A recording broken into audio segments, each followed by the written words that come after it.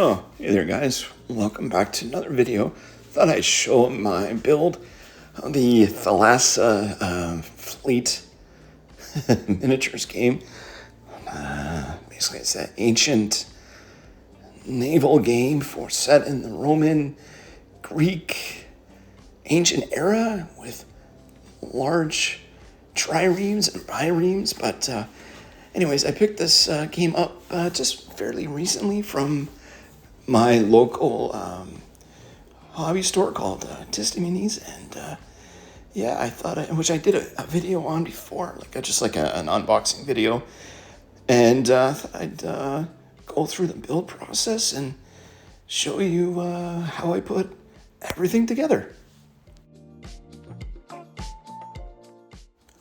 So here I'm just test fitting some of the end pieces, the front and the back parts of the ship. You have a lot of different options where you can kind of choose what you like in terms of detail. For my main command looking ship, I opted for the more decorative kind of tail with I guess a bunch of spikes on the back of it, and yeah, I thought it looked pretty cool. So I thought I'd clean up the model quite a bit, do a little bit of sanding here and there, and just clip off any of the 3D printed little resin, I guess, attachments or still like on the model itself.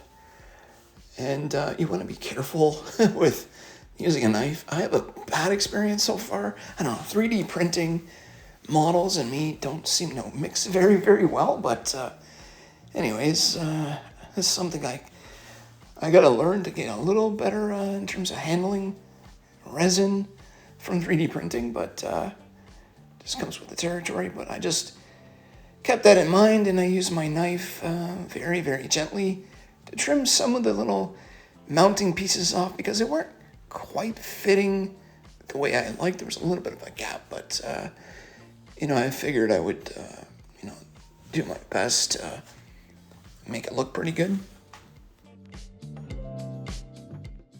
But yeah, it's pretty good. This kind of comes with quite a few different pieces for the front and the back of the ships, so it gives you lots of customization.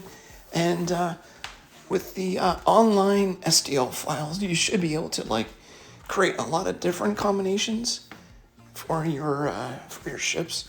Plus, there is a whole other kind of a faction. I think it's called Alolians or something like that. I don't know if I'm saying that correctly, but sort of like a fantasy type of fleet. Instead of just Roman vintage galleys, they've kind of got a bit of like a pirate feel to them, and they're kind of cool. So I'm hoping at some point that I can pick them up and try putting them together as well and getting them on the table. Now, because I have bad luck with resin or 3D printed models, I was being very extra careful with trying to enlarge the hole for the mass, and not realizing I should be using my drill that I've got. But I don't know, for some reason I was just thinking I'll do a little bit here and there, file it down. I recommend don't do that. If you have a drill, I would recommend actually enlarging the hole a little bit with that. And in a moment I will be using mine, but just wanted to show what I was doing at the time before my sanity kicked in and decided to do it the right way. But with this model here, there was still a little bit of 3D printing flashing on it, so I thought I'd clean it up and get all those pieces off the model as well.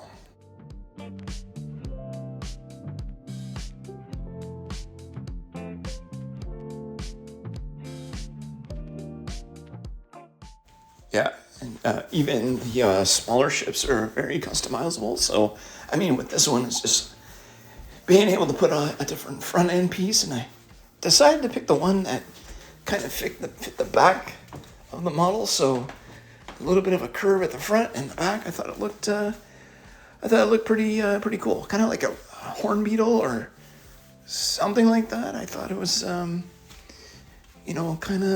of cool. And yeah, this one just had a little bit more 3D printing, I guess secure posts, or I don't know what you call them, but a little bit of flashing, I guess, still on the model. And I figured I would just scrape them off and get them ready for paint once I get it all removed.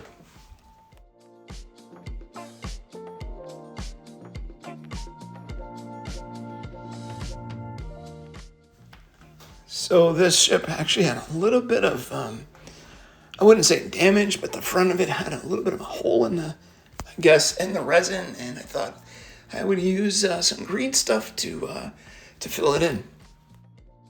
So once I got to the final stages of building the models, I finally was coming to my senses and realized that I did have my drill.